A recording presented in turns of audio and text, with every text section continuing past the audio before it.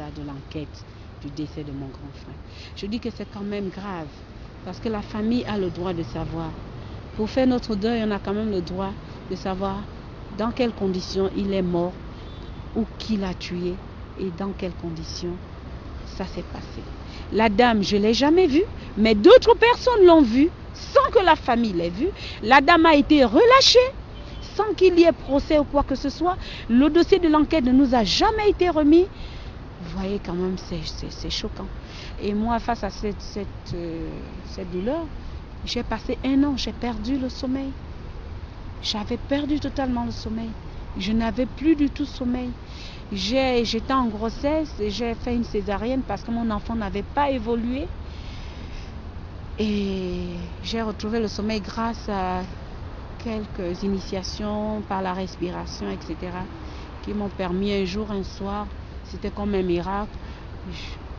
Le sommeil est revenu, j'ai tombé au lit. Et voilà, donc c'est dire que c'est difficile.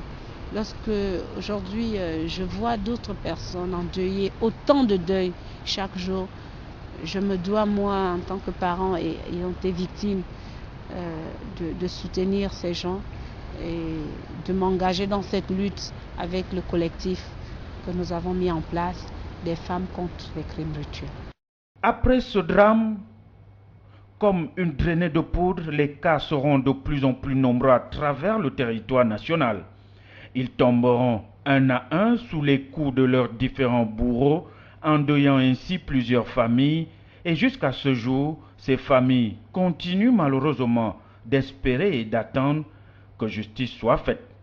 En 2005, on se rendra compte que les commandités et les auteurs avaient décidé de passer à la vitesse supérieure, en s'en prenant désormais à nos enfants, à l'avenir même de notre pays, ceux-là dont on disait sacrés. C'est ainsi que le jeune Éric Edouéban et son camarade vont faire les frais de ces tueurs, voix assoiffés de sang et de pouvoir. Leurs corps mutilés seront retrouvés à la plage, non loin de l'hôtel intercontinental. Ça devient non seulement pour mon enfant, mais pour la grande majorité de certaines familles gabonaises qui ont des mauvais souvenirs en ce qui concerne la plage de Libreville. C'est un lieu où les commanditaires viennent jeter les corps qu'on assassine ailleurs. Ces corps ne sont jamais assassinés ici. Ils viennent jeter, c'est un dépotoir, c'est presque une poubelle.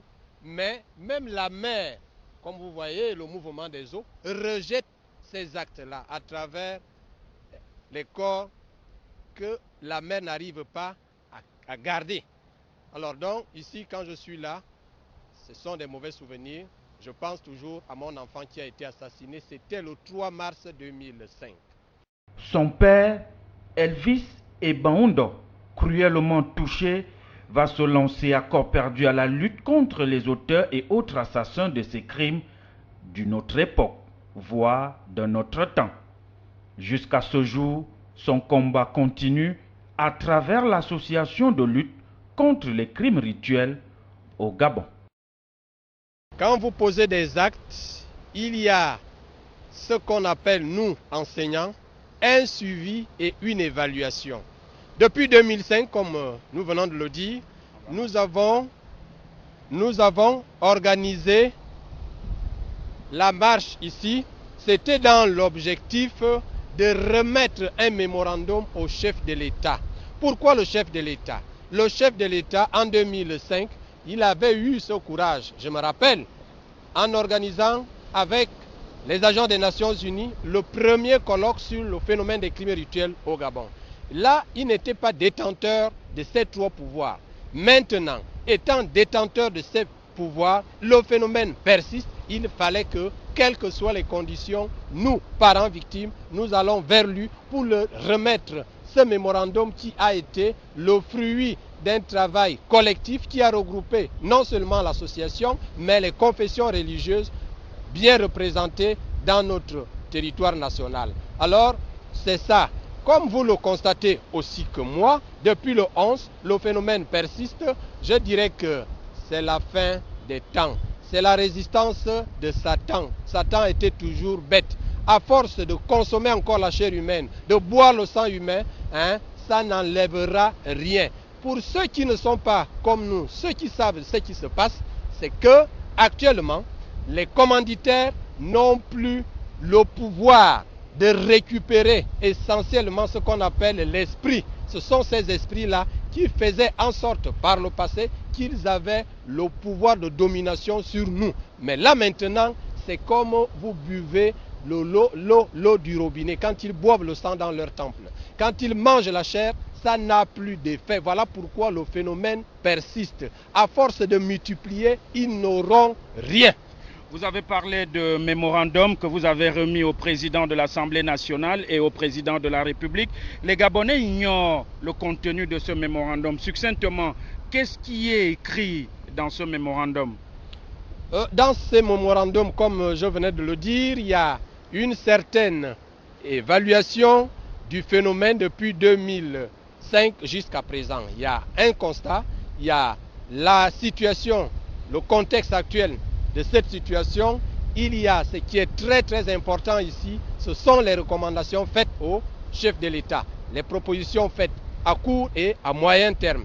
Si ces recommandations sont prises en compte, je crois que nous irons au bout du rouleau, au bout de notre situation actuelle. C'est-à-dire la mise en place d'un comité de suivi, d'évaluation de ces recommandations-là, composé non seulement du gouvernement, mais aussi les confessions religieuses et nous, membres de la société civile, c'est-à-dire l'ALCR. Au niveau de ce mémorandum, il y a des recommandations sur le plan social, sur le plan éducatif, sur le plan judiciaire. Parce que l'environnement judiciaire ne nous permet pas, nous, membres de la société civile, de vous aider, vous qui êtes parents victimes, vous qui êtes compatriotes. Ce sont ces textes-là qu'on doit revoir. Voilà pourquoi notre passage au niveau de l'Assemblée nationale a été très très important. Et comme moi, par le passé et jusqu'à présent, j'ai des hommes de confiance, même si on dira que je me suis positionné en parlant de Père Mbamba Bosso, qui, depuis 2005, il a fait ses preuves quand il était au gouvernement. Maintenant, étant élu du peuple, il a la possibilité de pousser le bouchon plus loin s'il travaille en collaboration avec nous pour que ce phénomène puisse cesser, pour que les Gabonais puissent vivre en paix. Après la marche du 11, est-ce que vous êtes un président heureux? Très très heureux, je dors bien malgré les corps qu'on découvre, je suis toujours bien.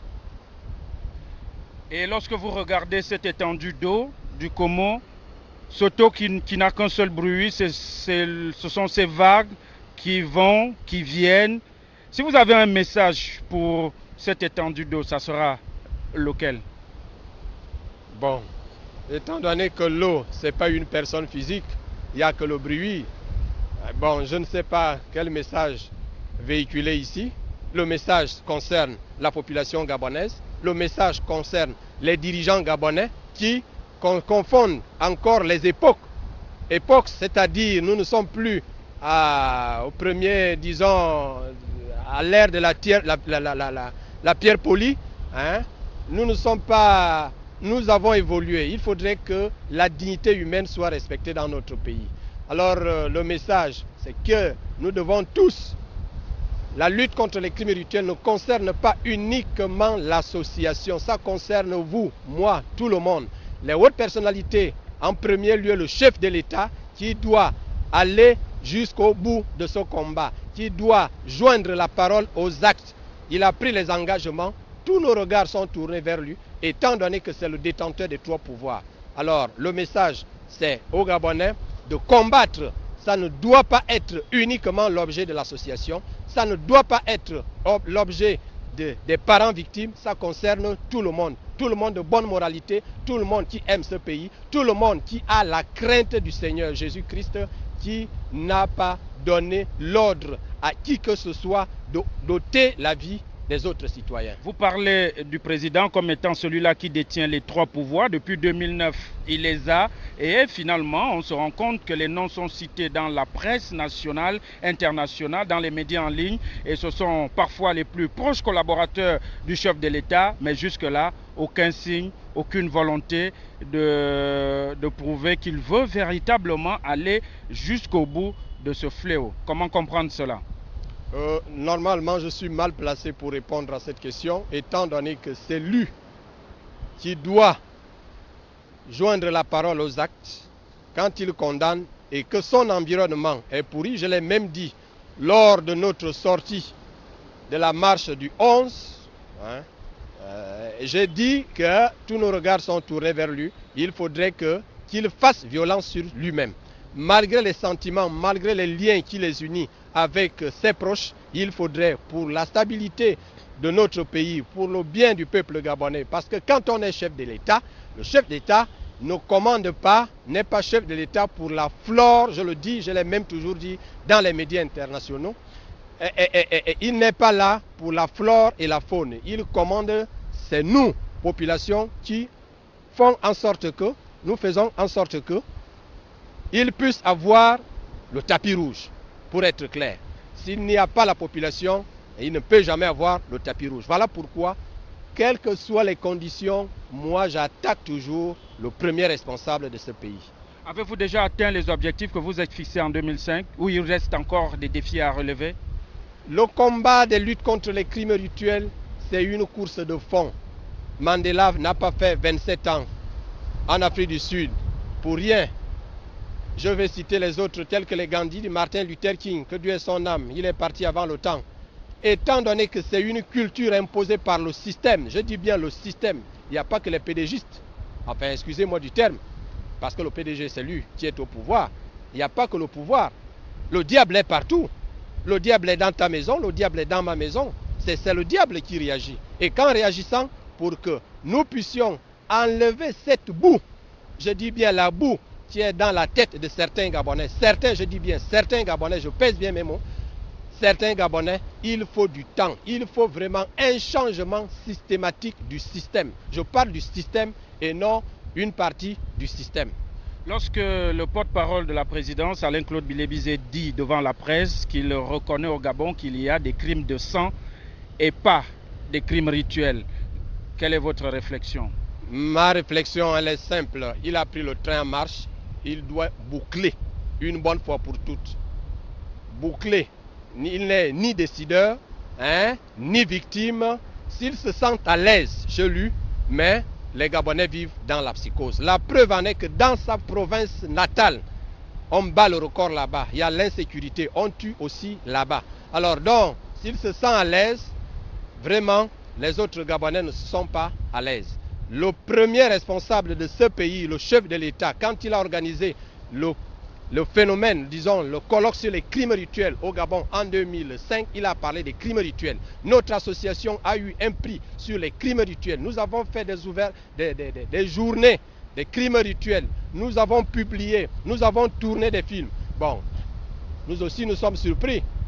En mai 2013, on nous parle de crimes de sang. Ce sont des diversions. Ce sont ces gens-là qui bloquent l'appareil. Et c'est l'un des éléments qui souille non seulement l'image du Gabon, mais aussi l'entourage du chef de l'État. Aujourd'hui, après la marche, quels sont les défis, les grands défis qui attendent votre association? Demain, que fera l'association? Au niveau de l'association, dans quelques jours, nous allons fêter notre 8e anniversaire. Je voudrais profiter de cette occasion de lancer un appel solennel à toute personne de bonne moralité, à tout parent victime, de se rejoindre à nous pour continuer la lutte. C'est une course de fond et non de vitesse. Nous allons, avec la volonté divine, atteindre cet objectif, étant donné que nous pouvons nous réjouir actuellement parce que le phénomène, non seulement la dénonciation a pris de l'ampleur sur le plan national et international, mais aussi certains Gabonais sont déjà conscients. Je voudrais ouvrir une parenthèse. Depuis le début de ce mois, j'ai déjà, avec l'association, nous sommes en train d'encadrer une vingtaine d'étudiants qui travaillent dans ce sens-là. Chaque année, il y a une prise de conscience, nous encadrons les jeunes, les religieux ont pris le relais. Donc, les aspects sont pour l'association, nous posons des actes positifs qui sont pris en considération non seulement par les pouvoirs publics, la classe religieuse, mais aussi la jeunesse qui est l'avenir de notre pays.